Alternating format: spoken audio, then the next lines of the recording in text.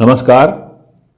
आज की इस वीडियो में जानेंगे कि आपकी शादी, देखिए किसी की ये हथेली आई हुई है व्हाट्सएप पर, तो इसमें ये उन्होंने सवाल पूछा है कि शादी कब होगी, कहाँ होगी, कैसे होगी। हमारी शादी का बारे में, सिर्फ मैरिज के बारे में उन्होंने बहुत सारे सवाल पूछे हुए हैं। तो आइए देखते हैं विवाह की रेखा को देख करके कि इनकी मैरिज की क्या स्थिति है। तो देखिए, मैरिज को देखने के लिए तीन चीज़ों का बहुत जरूरी होता है देखना।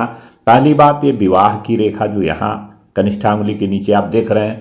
दूसरा, ये हृदय की रेखा, ये बहुत जरूरी चीज़ है। तीसरा, शुक्र का पर्वत, ये वाला। और चौथा जो है गुरु का पर्वत। ये चार चीज़ें, इन्हीं से विवाह के बारे में हम जानकारी हासिल कर सकते हैं।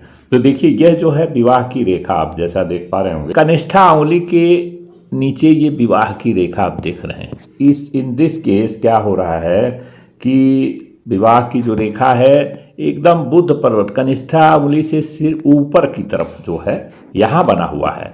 यहाँ भी नहीं बना हुआ है, इधर भी। ये देखिए, विवाह की जो रेखा होती है ये रेखा है, इधर होती है। और हम आपको बताते हैं एक बहुत ही महत्वपूर्ण चीज़, ये जो नीचे वाला जो आपका पोर का लाइन है और यह जो है आपका हृदय रेखा, ये जो पर्टिकुलर पोर्शन है, यह पोर्शन को हम 50 to 55 लेते हैं। ये इसका कैलकुलेशन आपको मैं बता रहा हूँ।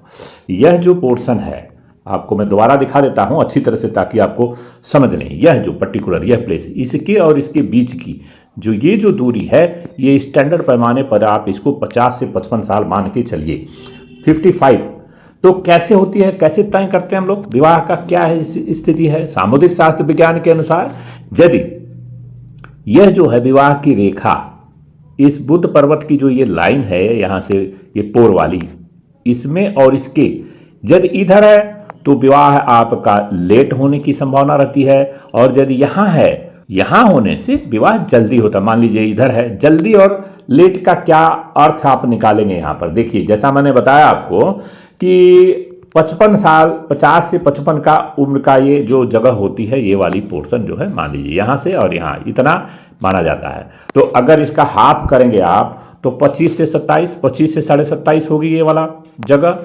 और यदि ये बीच में है तो 55 का आधा आप कर दीजिए 27.5, तो 27 27.5 साल में शादी हो जाएगी यदि ये बीचों बीच में है। और अगर यह ठीक जो है, दो स्थितियां पैदा होती हैं। देखिए, इस हथेली में क्या है, विवाह की रेखा इस तरफ है। कहाँ है, बुध के पर्वत के नजदीक पकड़ रहे, जो पहला पोर है उसके ठीक नीचे है। तो विवाह कहाँ संभावना क्या है, 32, 32-33, मतलब 31 to 33, 31 से लेके और 33 तक विवाह होने की इनकी संभावना है।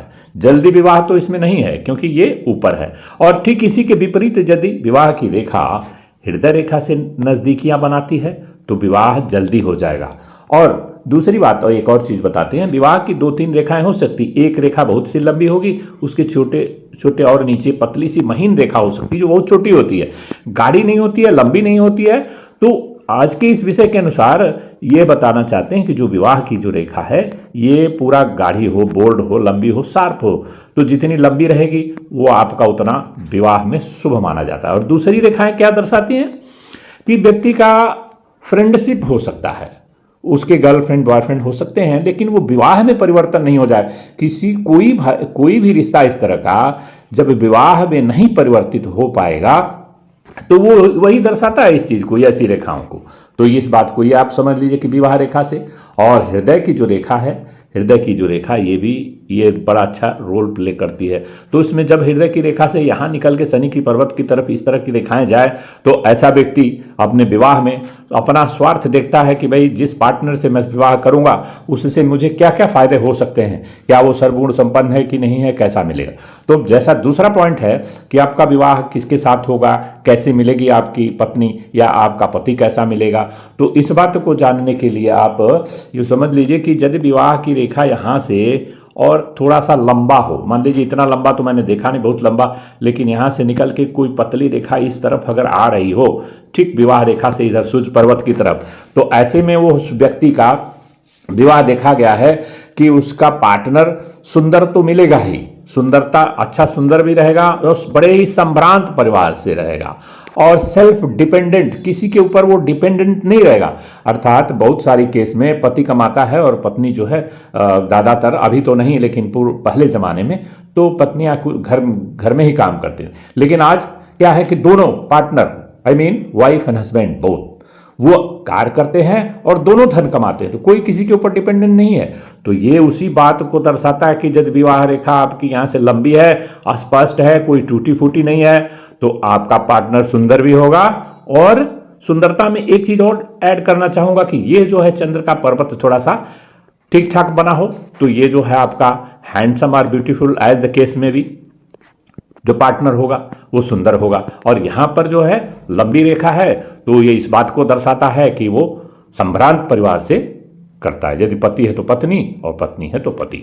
तो और कहां होगा, किसके साथ, देखिए कितना लेट होगा, कितना जल्दी होगा। उम्र के बारे में जैसा मैंने आपको बता दिया कि यही वो चीज़ है जो 50 से लेकर 55 साल की उम्र की गणना होती है, इसी का आधा कर दीजिए तो यहाँ पर आपका ठीक जो है 25 से 27.5 तक की उम्र में विवाह हो जाता है। यदि वो इधर है इस तरह हृदय रेखा की तरफ तो और अर्ली मैरिज हो जाएगा, इस तरफ है तो थोड़ा सा लेट मैरिज होगा। ऐसे में क्या होता है, यहाँ जिसकी ऊपर रहती है तो ऐसे व्यक्ति का जब वो विवाह से संबंधित किसी लड़का है तो लड़की है, लड़की है तो लड़के को जब देखते हैं तो उनका तालमेल बड़ा आसानी से नहीं बढ़ता। अर्थात वो थोड़ा चूजी होते हैं, लड़की है तो वो ज़्यादा चूजी, लड़का है तो और भी चूजी। तो इस तरह से कहीं ना कहीं उनको मन में वो भावना नहीं आ पाती कि मैं इसके साथ विवाह करके जो है और प्रसन्न रहूंगा। कहीं ना कहीं थोड़ा सा डाउट हो जाता है। अब देखिए थोड़ा डाउट क्लियर किया जा सकता है, लेकिन बहुत ज़्यादा जो डाउट होता है ना वो इस पृथ्वी पर तो क्या कहीं और भी नहीं किया, उसका क्लैरिफिकेशन नहीं किया जा सकता। तो डाउट जो है, जो शंका है, इसका समाधान तुरंत किया जाना चाहिए। और अगर ये मन में बैठ गया तो ये शंका भयंकर जो है बीमारी का रूप धारण कर लेता है, उस जिसकी कोई दवा नहीं होता है। This is such kind of element, doubt is such kind of element which has got no cure, no medicine at all.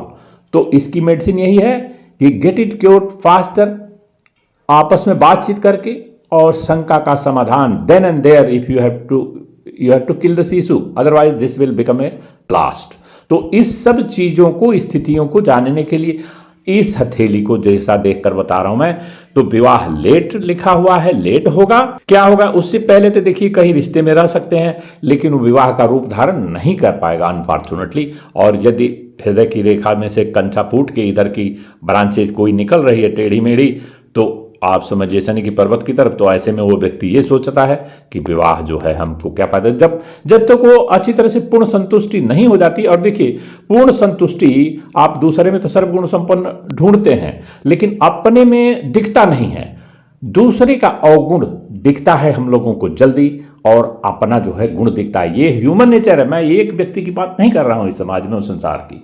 दूसरे के अवगुण बहुत जल्दी देख लेता है, अपने लिए तो व्यक्ति एडवोकेट बनता है, एडवोकेटिंग करता है, but for others he become a जज, तुरंत डिसीजन ले लेगा। बट अबाउट हिमसेल्फ कभी जज की भूमिका नहीं निभाएगा अपने लिए।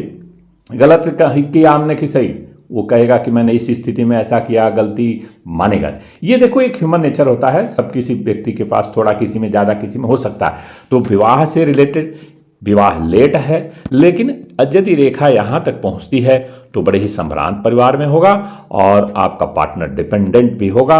और ये यदि उच्च का है जो बढ़िया सा बना हुआ है चंद्र का पर्वत और साथ में ये भी थोड़ा सा उच्च का है, तो ये तो विवाह के बाद की स्थिति की है। या ये जो आपके गुड फीलिंग, अंदर को गुड फीलिंग को जनरेट करता है जिससे आप सुंदर, अच्छा और कॉर्डियल रिलेशन आप रख सकते हैं, not only with the partner but आप अदर फ्रेंड्स के साथ भी कॉर्डियल रिलेशन आपको बड़े ही सौम्य विचारधारा वाले व्यक्ति होते हैं।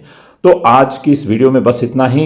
यदि आपको वीडियो या विवाह के बारे में आपको अच्छा लगा हो कृपया इसे लाइक कर दीजिए और चैनल को अभी सब्सक्राइब भी कर दीजिएगा। और किसी अन्य वीडियो में फिर अच्छी जानकारी के साथ फिर उपस्थित होंगे। तब तक के लिए नमस्कार, धन्यवाद।